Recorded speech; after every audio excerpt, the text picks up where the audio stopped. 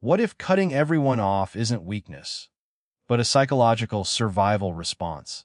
What if the men who disappear aren't broken at all, but overwhelmed by a world that never taught them how to feel? There comes a moment in many men's lives when something quietly changes.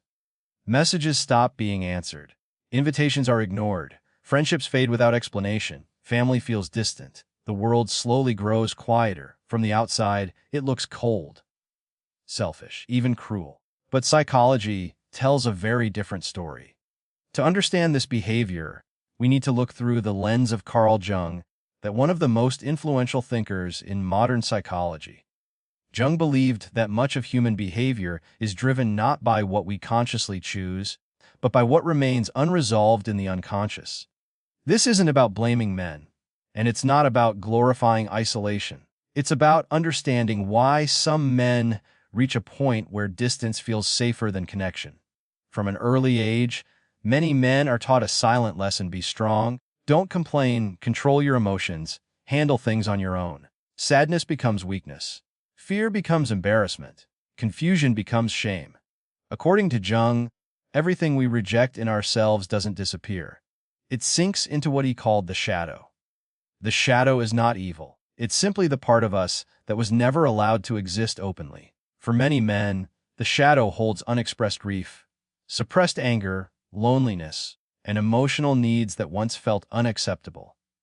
Over time, this inner pressure builds, and eventually something breaks. When the shadow becomes too heavy, the psyche looks for relief. Not through confrontation, not through explanation, but through withdrawal. Cutting everyone off becomes an unconscious attempt to regain control because silence feels safer than vulnerability. Jung also describes psychological types, and one of them explains this behavior with striking accuracy: the introverted intuitive type. These men experience life internally. They process meaning beneath the surface. They are not antisocial, they are overstimulated. Crowded conversations feel draining. Small talk feels empty. Constant social demands feel invasive. When life becomes emotionally complex, these men don't seek noise, they seek solitude. Isolation is not rejection, it is mental clarity. For them, the cutting people off isn't about hatred.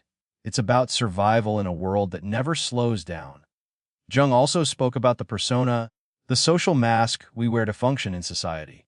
For men, this mask often looks like confidence, emotional control, reliability, and strength. But maintaining this mask comes at a cost.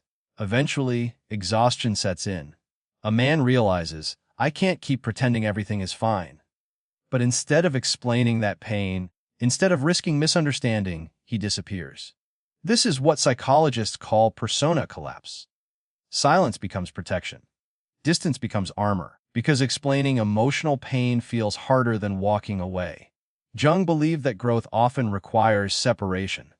He called this process individuation, and the journey of becoming one's true self, and that journey is rarely social. During individuation, a man questions his identity. He re-evaluates relationships. He withdraws to reflect. He feels misunderstood. From the outside, it looks like destruction. But internally, it is reorganization. Cutting people off during this phase doesn't always mean rejection. It can mean redefinition.